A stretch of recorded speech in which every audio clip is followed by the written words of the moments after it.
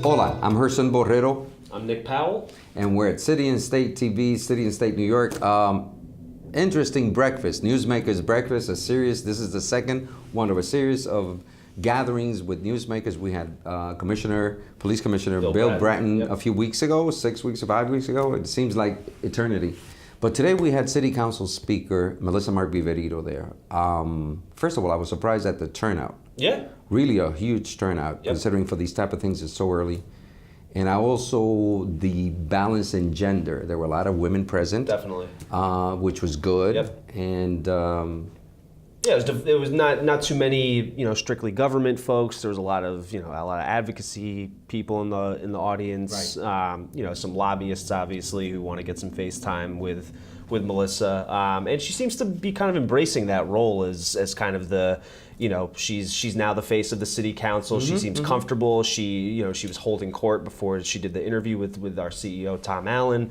That's an interesting just kind of personality shift that we didn't see necessarily 18 months ago when she started. Well, that's one of the things that actually struck me. As soon as I saw her, she's not a person that feels comfortable in those kind of settings. One of the criticisms of Melissa is that the fact that she's too aloof, standoffish, cold, and she knows this. She's very aware. A lot of people have, during the course of the years, her years as activist, her years as getting to be known before she held elective office, and it's meant in the best possible light. I think that finally it's getting to her, and she really looked comfortable in that setting, interchanging with people. She's a very private person, so it's like weird for an elected official. But she's more or less, for the first time, I saw her relaxed, and actually maybe it was the format, the gathering, maybe this early in the morning, maybe she's better, maybe she had good Café Bustelo, I don't know what it is. But actually, she was really good. It was nice seeing her engaging. So, but Nick, we saw certain things, and out of the entire process of Q&A that Tom Allen, actually, all the questions that he posed to her, there were 3 that we've selected. Why don't you go run through the thing? We're going to see a clip of it. Sure. Let's kick it over, and this is Melissa Mark-Viverito talking about the 1,000 extra cops that she advocated for in the budget this year. Let's hear that clip. We felt that there is a need to, one, balance the reforms that we're asking the NYPD to implement. I was very strongly in favor of the IG, the Inspector General, in the last session before I was Speaker, and the racial profiling bill, which passed.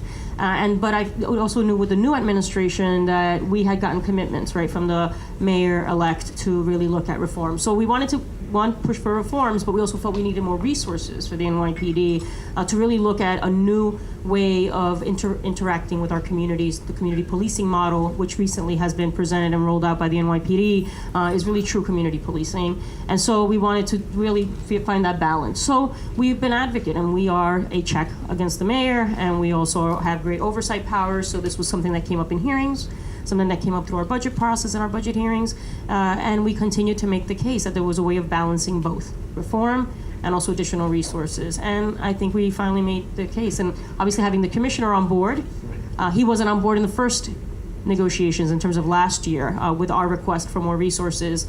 He was this year. We came together and we were able to succeed. So this was, to me, the most substantive answer that she's given to this kind of question of why the extra cops. There was kind of a back and forth in the budget process with Bratton saying he didn't necessarily need the extra resources, but he'd welcome them, obviously. The mayor was not initially in favor of the extra cops, and then he backed the council on that. But it didn't necessarily. I was always perplexed because it didn't necessarily dovetail with kind of the progressive motif of over-policing low-income communities of color and, rolling back stop and frisk. So I didn't quite think she ever gave an adequate answer as to how that kind of fit in with her reputation as a progressive politician. But she kind of touched on, she implied at least that this was somewhat of a horse trade, right? So she gives Bratton the resources, the extra resources and cops that he would like, and in return, he institutes the reforms that the council has advocated for, that the mayor's advocated for, community policing, like I said, rolling back stop and frisk. Well, I mean, that's kind of, it wasn't blatant that this was a quid pro quo, but that's kind of what was implied here. I think that the problem with getting through what you just heard, what we saw this morning, and what we're reading here in terms of the transcript is that, anybody that told me 5 years ago that Melissa would be willing to do this when she was so critical under the Ray Kelly administration at One Police Plaza, it was confrontational, ongoing, and by the way, justified confrontations on the part of Melissa Mark-Viverito as a city council member. Now, was that to grandstand, to get publicity, to get her name known, or get some street creds with people that were actually complaining about stop and frisk and other practices that Ray Kelly had? But, they went at it publicly. There was she was battling. She was out in front. She also mentioned the fact that she'd only been to One Police Plaza during the Ray Kelly years, right. no more than 3 times, and just visiting, whatever. It seems that personality-wise, or it could be from the vantage position of power that she has, that the speaker role, she's still a city council member, which people forget. Right. So the speaker's role in representing and dealing with the entire city council as a body, I think she's too comfortable in that role. Here, it's kind of scary. Anyone that knows the old Melissa would fear the new Melissa, because was that real when she was actually advocating on behalf of victims of police? Saying that maybe the extra cops was more of a push from the membership than actually from her. No, but she had to go along with it. Of course, so right. That's what scares me, Right. and it would scare anyone who legitimately feels that there is an overreach by the NYPD under any circumstance, whether it's with Ray Kelly or Bill Bratton. There are people complaining about the tactics of Bill Bratton, even though the city council may get along better, and maybe Melissa Mark-Viverito as an individual can really get along with them. But I think it's anyone that knows the old Melissa with this new Melissa,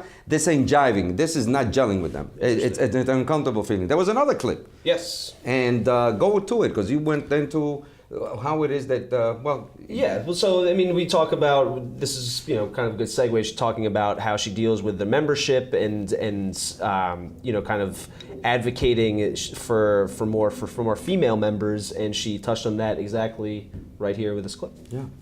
In this council, we only have 15 out of 51 members are women. When I first came in, there were 18 out of 51 women. And in the next cycle, there are 6 out of the 15 women that are term limited, all women of color.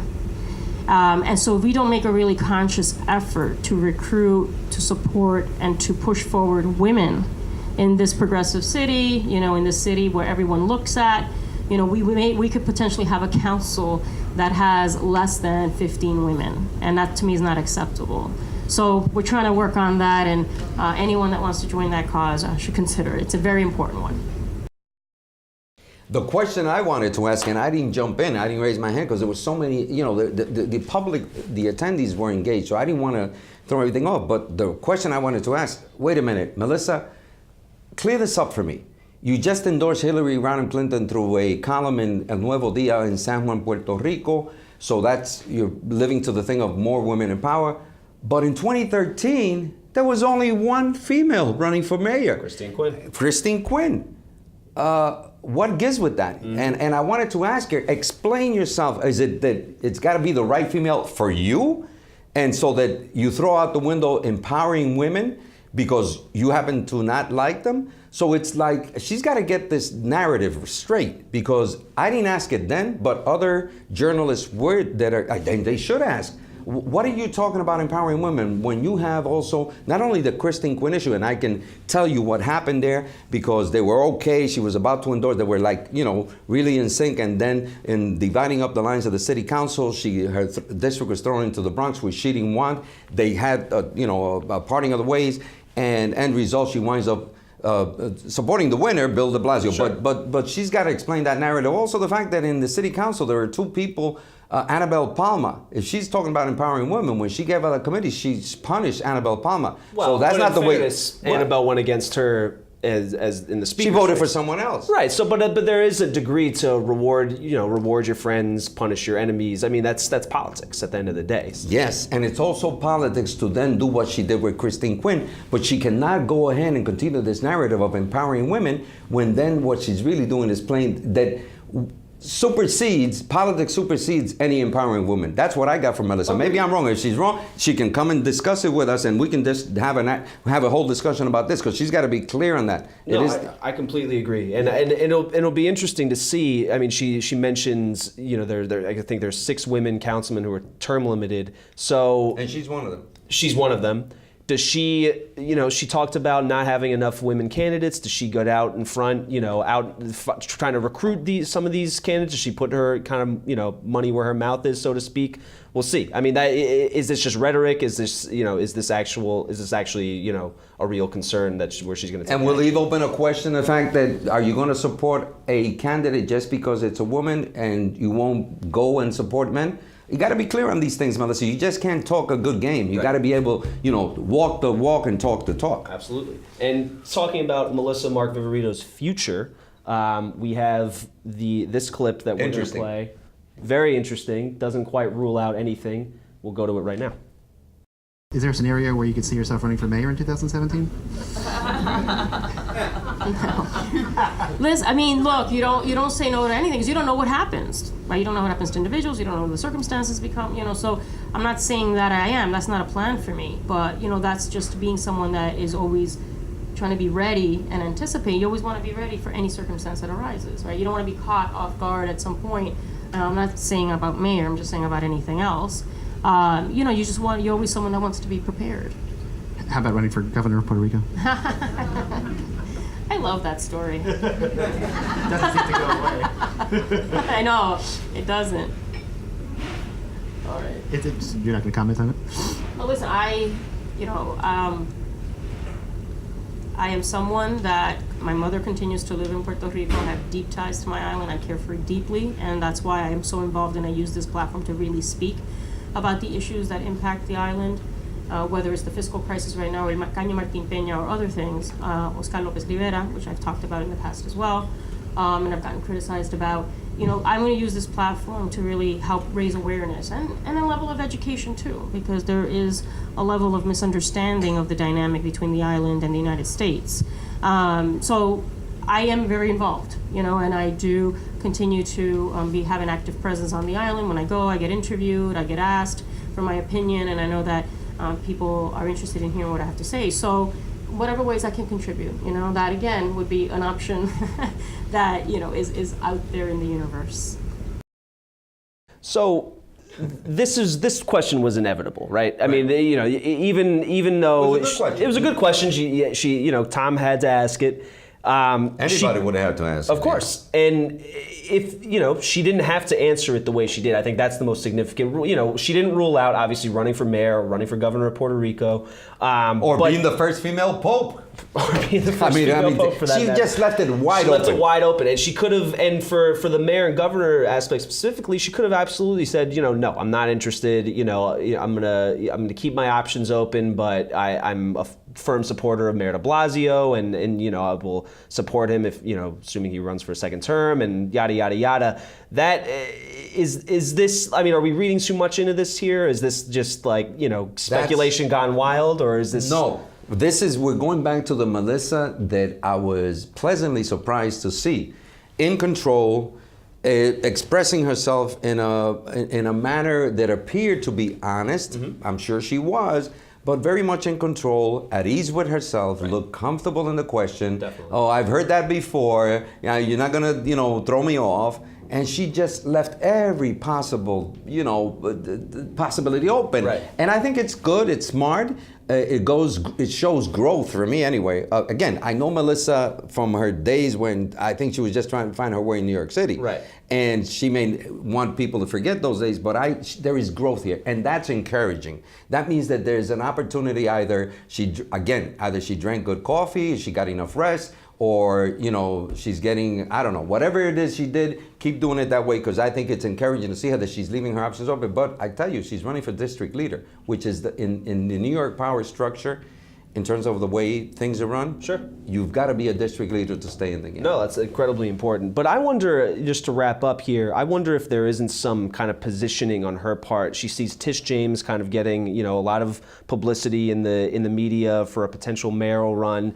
Is this kind of her way of, you know, not necessarily throwing her hat in the ring, but saying like, hey, I'm here to, you know, I'm in a very visible public position. You know, let's not forget that, you know, I have options myself coming down the 2017 Down is the a road. long way off, and long way anything off. can happen. I think Melissa is being very smart, astute, and playing it the right way. If she does that, we may not, it doesn't please us and it doesn't give us any material. She's being smart about it, and she's refining it to a point that she's almost convincing. I really don't know what I'm going to do, guys, but I'm going to do something. So I like it. I thought it was good. Sure, Smart. why not? Smart on her part. That's it for us. Stay tuned for our next edition. And I'm Nick Powell. And I'm Gerson Borrero. Take it easy.